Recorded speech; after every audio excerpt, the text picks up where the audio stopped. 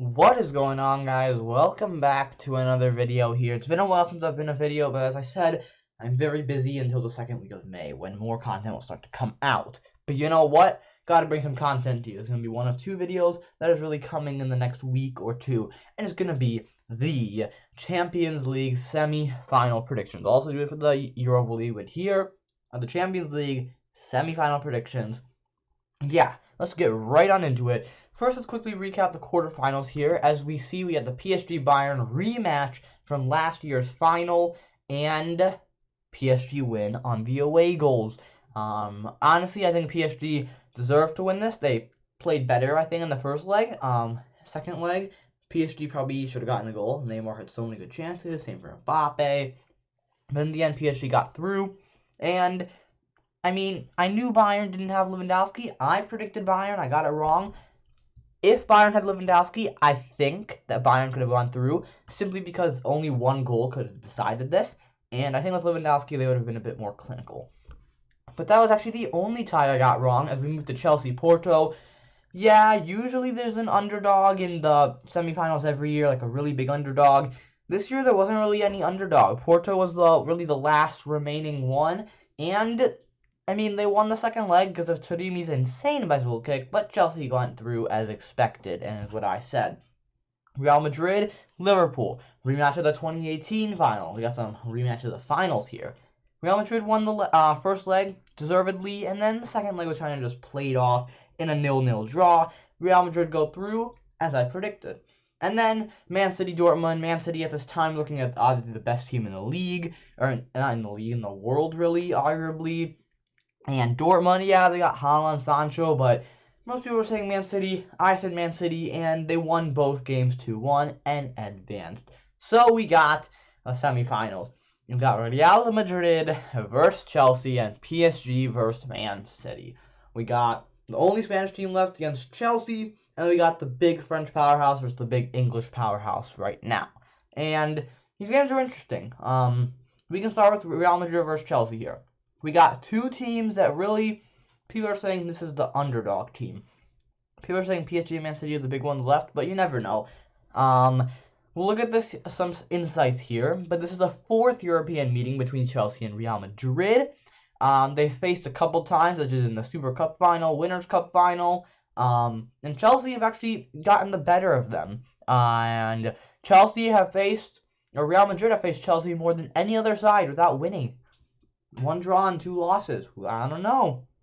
This will be the 163rd Champions League match between English and Spanish teams. You could say English and Spanish teams are probably the best teams to exist, mainly not because individuals, but just because there's so many of them that have really dominated. But we're looking at some insights here, and English teams have won 4 of their last 7 against Spanish opponents. But in the last 20, English teams have only won 2 games against Spanish opponents.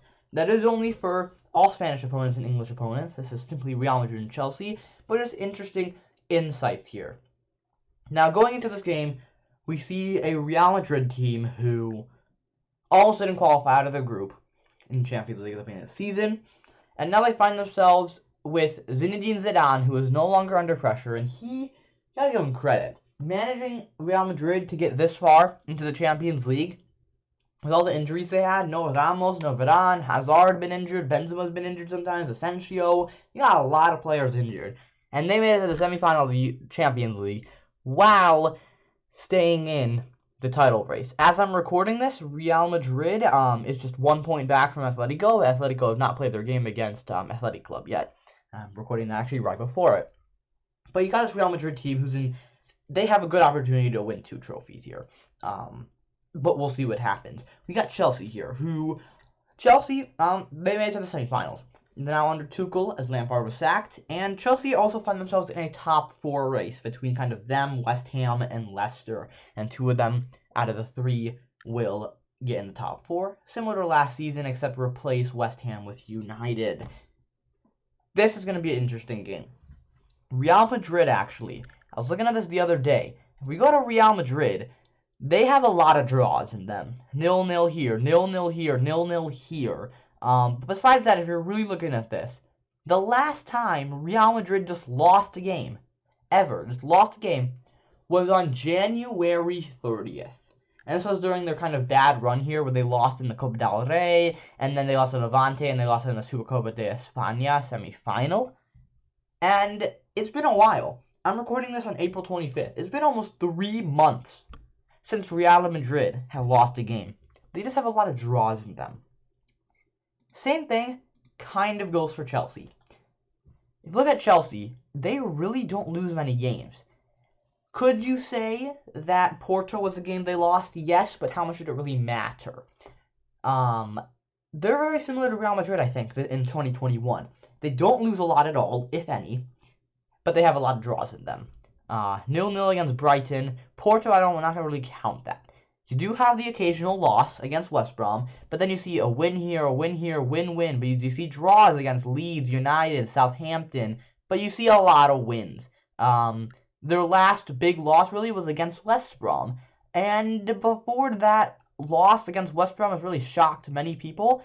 They have not lost since January 19th against Leicester, who's a very quality side. So you see a lot of teams here, they don't really lose, and could we see 2 draws in both of these legs? I don't really know. I could really see that. These teams don't lose too much.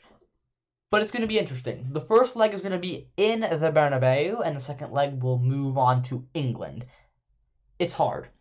Who to predict to go to the final? Real Madrid, Chelsea. Chelsea, Real Madrid. Chelsea had the easier path to get here, but who's more hungry, really? Who is more hungry for the Champions League?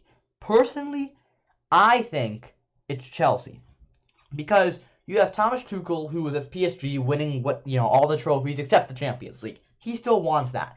Real Madrid, obviously, most decorated team in the Champions League history, but I think Chelsea are hungry for some sort of trophy here. They also have the FA Cup, which they could win. I think Chelsea are more hungry here, but Real Madrid are pretty close to their hunger level, and I do think Real Madrid are going to go here just because of their quality that they have right now in their midfield. As I'm recording this again on April 25th in the afternoon, that's what I see the difference in this team. We look at these teams, we can go to the big players. Real Madrid, you have Benzema, Hazard, he's been a bit iffy. Ramos will be back for these games. Varane, Vinicius Jr., he's been a beast. But I think these 4 players right here are the difference. Actually, not these 4. Ignore Isco. Toni Kroos, Luka Modric, Casemiro, and then Federico Valverde. Those 4 in the midfield are playing incredibly well. Luka Modric, maybe not as good as 2018 Luka Modric, but he's done really well.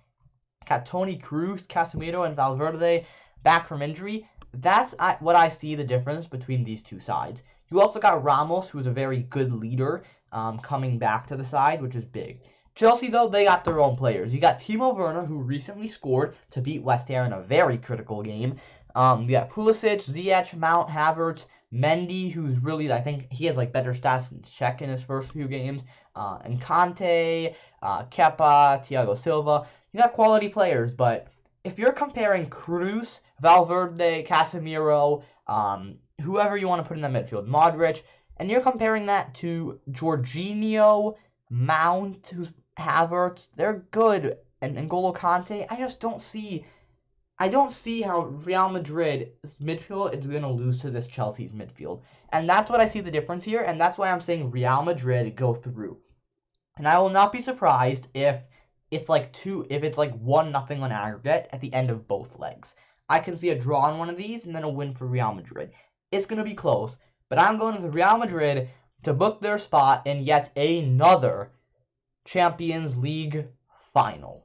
And I think that'll be their first since 18 when they played Liverpool, I think. I think that was their most recent one, and that's when they won 3-1. Now let's go to PSG and Man City. PSG and Man City have a lot of different history in the Champions League. As we know, Man City, dominating the Prem, you could say, as of the last 5-6 years, really dominating English football, and you got PSG obviously completely controlling France. But the one thing that these 2 sides have not been able to do is win the Champions League. PSG and Man City are really hungry for the Champions League. And PSG is still competing for the French league. Man City, no, they're not competing anymore. They are actually no longer competing. You know what? Man City currently are actually playing in the EFL Cup, and they just won 1-0. I'm actually recording this legit right after Man City just won the Carabao Cup, thanks to an Emerick Laporte goal versus Tottenham, which is pretty expected that they're going to win that. But here we go. Let's look at some insights here. PSG are winless against Man City in their last 3 previous matches, and they've only faced Arsenal, Milan, and Juventus on more occasions without ever winning. Dang, they're not good against Juventus at all. If we do remember, Man City eliminated PSG in their only previous knockout tie, progressing 3-2 on aggregate in the 2015-16 quarterfinal in the Champions League, with KDB scoring the winner. Man City are playing in only their 4th semifinal in their European history, and they've only reached the final once, and that was in 1970. PSG are just the 3rd French team to reach the semifinals of the Champions League in consecutive seasons, after Saint-Etienne and Marseille did it long ago. And PSG are looking to reach their 2nd consecutive Champions League final, as we know they made it last year and lost to Bayern Munich. It's going to be hard to choose this one. As I'm recording this, Man City just got their first trophy of the season. Man City are also in the Premier League, and it looks like they're going to win it, with United drawing to Leeds. I think it's kind of wrapped it up mostly. PSG, on the other hand, we're looking at them, and they still have a lot to fight for. You can see the league, they're only now 1 point ahead, but if Lille win their next game, they're right now behind. It's going to be interesting with PSG and everything going on. But let's look at PSG here, right? Going into this game, they've got pretty decent form. They have won a lot of games consecutively. I kind of ignore the Bayern one because that's technically still a win for them because they progressed. But then before that, they showed the signs of bad PSG. Losing to Lille 1-0 after getting frustrated. Neymar with the red. Losing to Nantes 2-1. But then you can see they go on these big runs and then they lose to Monaco. But then they win like a couple times in a row. They lose to Rennes. Little things like that is what slip up on PSG.